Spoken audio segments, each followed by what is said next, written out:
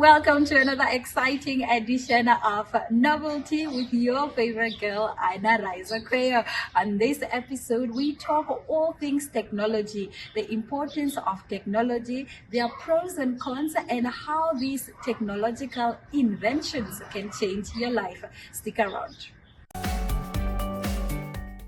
I am Diana Master. And I'm Grandma Rashpura. And today we're going to be talking all about smartwatches. Now you probably are thinking, oh, but people just wear smartwatches for the cloud and, just to look cool. But no, smartwatches are actually way more useful than that. And we are going to be telling you a little story about a doctor that actually managed to save a passenger on the plane using an Apple smartwatch. Yes, we've all heard the saying, an apple a day keeps the doctor away, but how about an Apple Watch?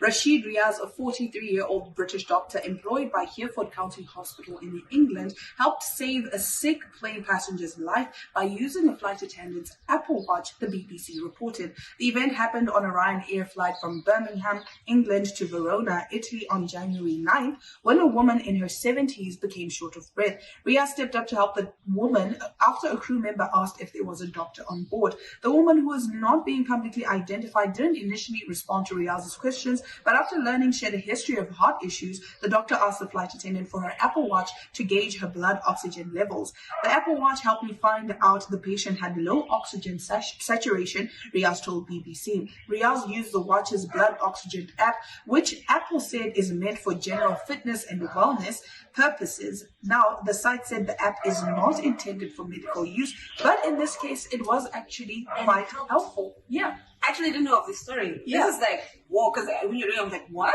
That's actually possible?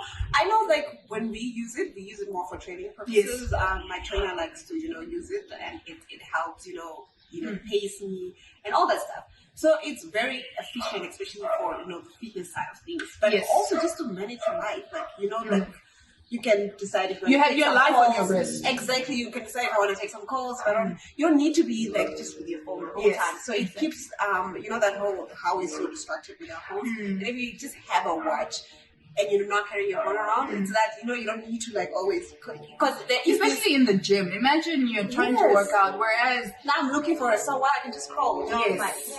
Smartwatches definitely just make your life a little more convenient. But apart from that, the fact that your watch can save your life is ridiculous. For example, if you have an Apple Watch, right, it can send out alerts to the nearest healthcare service providers. Let's say you take a bad fall. Yes. It sends an SOS to somebody, to the nearest wherever you are. And then now they can locate you using your Apple Watch. That's amazing. Right. So some of the smartwatches that are amongst my favorites, of course, the Apple smartwatch. Now, I know people will be like, yeah, but not everyone has an iPhone. Exactly. But there are still some great ones in the market. For example, my personal favorite is the Garmin Vivo Active. Absolute favorite. Unfortunately, I'm not wearing it right now, but it is. I have a Garmin and a Fitbit, but I would definitely say those are some of the two higher range smartwatches that you can get. Garmin is a very good brand. So is Fitbit. So is Apple smartwatch. I use a Samsung phone. I wouldn't necessarily use the Samsung smartwatch because I have used my phone to track my workouts and all of that before. But the problem is we don't have features like cardio on there. Whereas with a Garmin tracks a wide variety. You have HIIT workouts, you have cardio, you have everything. And also, especially with the new Garmin Vivo Active, it can auto-track your workouts. So let's say you're doing bicep curls, it's you're doing bicep curls. It's not going to be 100% accurate, but it can pick up. Yes. So now instead of you, and then you're scrolling, now it knows already. Yeah. Now already from the action, or if you're doing a shoulder press, already from the action, it picks up that you're doing. Actually, didn't know that. And then when you're done with the workout, that's when you can then just adjust and say, instead of 8 counting 5 reps, I actually did 8 reps or whatever. Yeah. So you get no, but also you need that. You need that, and it's almost like you have a personal trainer on your wrist. On your wrist, exactly. And they even have these little animations to show you how to do the workout and the correct form and so forth. Exactly. Now there are obviously some lower end smartwatches, for example, like the Volcano and the Polaroid. I have tried to use those ones before, but those are, I would say, only good for telling time. In all honesty, my honest opinion. It's not Because they're more of the lower end, the sensors are not as accurate. So there was a time I was wearing a specific brand, and I was tracking my steps with my phone and the smartwatch, right? My phone tracked, I think, 1,000 steps more than the watch.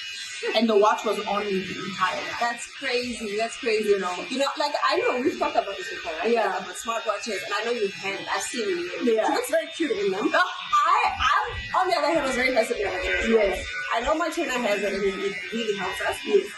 So I've always been like, should I get one or should I not get one? Because like sitting here and having this discussion with me, I'm like, okay, maybe I should, definitely invest. And it's not just for workouts. Yes. Yeah, it's also for sleep. Like If you have sleep apnea, your smartwatch will record, okay, you were in REM sleep for this long, you were in light sleep for this long. It gives you like a detailed description. So, and then now you can actually, and I know with some smartwatches, they actually set like an alarm. Like let's say your breathing rate is lower or whatever. It actually sends an alarm to say, listen, hey, something is wrong. If your heart because rate, I have breathing issues, and Yes. especially at night, like I clog up, like. exactly. And then people that are sleeping with me would meet me up and they're like, Are you okay? Are you, Now your struggling smartwatch with does it? that. Yeah, Your exactly. smartwatch can do that. Imagine if you're living alone. Yeah, but mostly I sleep by myself and I wake up and oh, that's very Yes. I'm out of air, I'm out of energy. But it's because I'm at home night and I shouldn't wake up and I couldn't tell and wake up and eat something. Like that. So I would say definitely a smartwatch is an investment, especially the high-end ones. The lower-end ones are good for, it looks good on your wrist, but it doesn't. If you need something that's actually going to give you a detailed description of your sleep, of your blood oxygen levels, everything. But like we're saying, it's a worthwhile investment. It At the is. time you might pay a little bit more than whatever, but it's like something that can last you. You know what I mean? Exactly. So it's worth it, I would say. Yeah, I would definitely say if you need a good smartwatch, definitely look into Garmin, look into Vivo Active. Of course, Apple smartwatch is definitely up there with the rest. Of course, there are many others out there on the market, but I would say, especially for us here in Namibia, we don't get the wider variety as the rest of the world. So definitely do look into Garmin, look into Fitbit. If your budget doesn't allow and you just need something like a pedometer, you can also get those start from like 1,000. Yeah. Whereas it's actually not bad, but again, you're not going to get the full features. You're not going to get what you would get on like maybe a Garmin or Active. Yeah. And now they also have the hybrid smartwatches. Wow. So it looks like just your regular watch, like the fancy female watches, but it's not. So it's actually tracking your steps and all of that. And then at the end of the day, for that information is fed into the app. So when the day is done, you can. I'm actually sold. I'm Yeah. gonna look at some stuff right now and I go to the mall. Yes. Look at some watches. Okay. I'm Yes. sold. Because you and I are mosquito scalings and whatnot. And this year I wanna get very serious with it. And I was like, beyond just at the gym, what can I do on my own? Exactly. There's definitely, but beyond the fitness is also just something. There's so much more that you can do from just your smartwatch. So I would say definitely look into it. There's definitely a smartwatch to fit your budget. Exactly. It doesn't matter what budget you have. To fit your budget and your needs. And your needs, exactly. So that is it from us. Please do let us know if you have some of your favorite smartwatches. Like I said, my Garmin Vivo Active is definitely my best.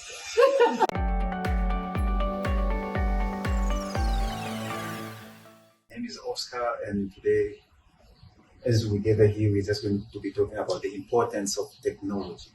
Hi, my name is Esther Kamati. My name is Alder Ward. Okay, technology to me it's a better way to do something better or faster as it used to be done in the past. Like back in the past when we didn't have, let me say, per se, cars, people used to travel on foot, and then there was carriages pulled by animals, and then car which are using combustion energy sort of accelerated the way people traveled, and now we even have fully EVs or electrical vehicles. So I think with technology, the importance of it in our life is that we get to do things faster and more efficient compared to in the past. I think Technology, I mean, in its definition, also is just meant to make life easier for people. So instead of laboring hard, we're now working smart with the implementation of things such as, for example, stoves and microwaves. You don't have to spend time fetching firewood just for you to cook and do all those things. Those things can be done within a short frame of time as well. And I think also with innovations such as cell phones, you literally have basically everything that you might need all in one tiny device. So you don't need to carry around many things because everything is incorporated into one. So a cell phone can give you things like a calendar. You don't need to buy a calendar because it's on your phone. You don't need to buy a camera because it's on your phone. You don't need, I think, in this day and age, even a small invention such as a watch is now checking your blood pressure. So it lessens the load of how many things you need to actually buy just to get by in life. The clearest example of technology in our modern lives is obviously the cell phone, which we often use not just for communication, but also for entertainment in a large capacity. There has been many advancements in entertainment, specifically with the quality of the display of phones. For example, going from pixelated to completely high definition, and the reason for that is because of different graphic cards available for these devices, especially on computers as well. It has increased the entertainment or the viewing experience. There are, however, cons to this. One of the big ones is the cost of these devices keep going higher and higher and higher as they improve, which is expected because you are getting a better device. But there is a worry that at some point people simply will not be able to afford the highest end kits. So it does improve, like you said, the view quality, but I feel like it also improves the production quality as well, because now anybody can get a cell phone and create content. That's why you have new careers coming in with the likes of content creation, digital marketing. So it also creates avenues for employment as well. So I think that's also something to note. Yeah, I do agree. But the reason why the costs keep going up is because everything, let me say, the component that are used in phones, like you said, the graphical processing unit, the CPU, and then also the RAM, which are the three main components of any processing or component like computers and phone. So, and then those things are the one that cost more to make, and that's why also phones have to be expensive. But I do agree, phones have really improved our lives, and there's as we mentioned, that there's a plus and there's also a negative to it. And one of the negative that I think to it is I do feel, especially our generation spend more time on it. So Oscar, earlier on you were talking about how cell phones kind of like also come to play in terms of the social aspects of human beings and how people spend a lot of time on their phones. And a lot of people would say phones actually make people antisocial, but I actually kind of beg to differ. I say phones actually make people more social. The reason I see that is because there's a lot of times where we go a whole day without talking to the people that we don't see that day. So social media kind of gives you a platform to check up on these people, even if not to necessarily have a full-on conversation. If somebody posts a story, then you can say, oh, okay, I saw Aina is having a good day or something of that sort. So you still see that Aina is well, she's okay, she's living her best life just via social media without physically having to interact. Okay, and you are right in that. By putting it like that, I do understand. But the negative that I was talking about is, have you ever seen that most of the time that people spend on their phone, their social media, which is of course networking in some part or communicating, but sometimes a person can just be on their phone scrolling, just checking out and everything. But that time, in some way, to me, it's not being used productive. Could be spending all that time just on social media story, doing something more productive. Because at the end of the day, you can use your phone to checking what are the trends or what is going on. But at the end of the day, you won't have any tangible for something to flow for all that kind of picture. So, and one thing, though you say phones are making people very more social, yes, they are social digitally, but I feel today we don't have that human connection, because people feel that, okay, if I want something, I can just take my phone and get it. That's why people today, you find that we have a hard time even talking to each other, or it can be hard to just approach somebody to even ask just for a simple thing, just in public, because we are no longer, back in the day, people used to communicate communication Forced to internet. So which I think it was a good idea, because people we used to connect. Yeah, And I so think on that also, I feel like in this day and age, we're kind of losing social skills, because a person will now classify themselves as an introvert. So like, I'm guilty myself. You enter a space and then immediately put on your headphones, so you don't talk to other people in that environment. It's just you in your head and your phone. Yeah. so I think it also comes down to the amount of things we are able to see immediately on our phones, to a point where if you're constantly in contact with other people's on your phone, you get exhausted. So when you actually meet someone in person, it might come to the point where you feel too tired or too burnt out to actually engage in meaningful conversation. The same happens with all the information available to us. We are able to read up on so many things and get access to all the information immediately, that I don't believe that we were supposed to have all that information all the time. It might be just a bit too much for us. And while it is wonderful if you're doing research on a certain topic, it might be a bit overkill. Information overload. Yes. I do agree on that. So I guess now that we've spoken about the good and the bad of the mobile communication device, so just to go and talk about just technology in general. I mean, technology, it was just to sort of make our life and the way we do things easy. Whether it's communication, whether it's transport, whether it's I think all industry of human interactions. Yeah. Yeah. I think it's truly commendable how we have this ease of living, if I can call it that, because you can do everything that you want basically from your comfort zone. You never have to leave your house. If you're hungry, you can dial a meal. If you have to go somewhere, you don't have to physically walk in the sun and go stand at a taxi rank. You can hail a cab to pick you up from your doorstep and go wherever it is you're going. If you need to perform a transaction, you can just open your F&B app and deposit money or do whatever it is you need. So that definitely comes with a lot of advantages, but there are also disadvantages in that, like, you close yourself off to the rest of the world because you can do everything from wherever you're at. So you never feel the need to actually go out there and see other people and interact. Should we continue investing in upgraded technological items? For example, if I have an iPhone 15, should I next year get a 16? Should I get a smart TV?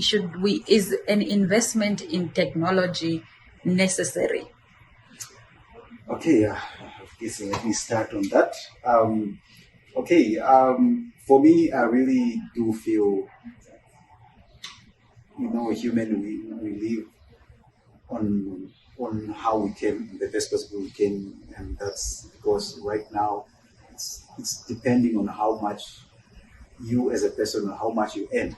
And then, as he mentioned, that the cost of those new technology like new phones, is the cost and the prices of those devices are going through the roof. Now, as per your question, you ask if everybody should keep up every time a new device, like let's say new iPhone. I'm gonna use iPhone because that's like the one thing that everybody talks about when it comes up. Me personally, I'm not a fan of iPhone. I don't even look at iPhone things. So because I'm not a fan of Apple. So, but especially with Apple product, I would say this. I think each one, an individual of each one of us, know what you need. And I would think that in order for you to buy something, you must first be aware of your need. What do you need? So, because I know for sure, if you get they release a new iPhone now, I know it's maybe going to be a little bit, maybe 20% on better in performance, whether it's a computational power of the CPU or the graphic processing unit compared to the previous version. But I don't think it's necessary for you to just because it's new, you should get it, because that doesn't equate to you actually going to get a value for your money in your daily usage scenario. I actually believe that some of these upgrades are not necessarily because it's something you need, but basically because of peer pressure. If he has the latest iPhone, now I feel pressured to discard my Samsung and also go for an iPhone as well. Not because I need it, but just because somebody else has it. Sometimes it's also just pressure to prove to people that you have or that you lead a particular lifestyle or that you can afford one, that you jump and go ahead and get the latest iPhone, but you don't necessarily need it. So I do agree that for you to purchase something, if you need it, then that equates an investment. But if you don't need it, then you're basically just wasting your money. For me, it's a personal opinion as well that you don't need to have the latest thing. You will never finish with iPhones. They'll keep releasing a new one. As soon as you get iPhone 13, iPhone 14 is out. As soon as you get 14, they're working on 15. So you're never gonna get that satisfaction that you require by hopping on to the next thing. Exactly. Just to add though, before it takes over, I think it's just an infatuation. It's just the hype that what the iPhone is. But first of all, the iPhone doesn't even have the best camera for the phone in the world. It's just because I know people, it doesn't have the best camera in the market, doesn't have the best processing power or GPU in the market. There are other devices that are cheaper than iPhone that perform as better than the iPhone in some categories. But other than that, I know iPhone is a sort of an ecosystem, the operating system, because all other users Android. So, and for a person who maybe is where production is based in iOS environment, it makes sense, but it still doesn't make sense. You always provide it. Yeah, but also not just phones, but also in terms of if you look at cars, people will buy an expensive car just because they want to show that they can afford an expensive car, but it's not always friendly to their pocket. So for instance, instead of driving a Polo, which will save you more money on fuel and so forth, you want to buy a cheap Wrangler, for instance, which isn't convenient for you. So I think you also just need to look at your convenience and what it is that you actually need at that point in your life. I think that it is in fact important to keep investing in these new technologies. However, not every year. It is just not possible for the average person to keep investing in it every year. For example, computers often get better graphics card and processing, and also their screens are able to go to higher and higher frames per second every single time.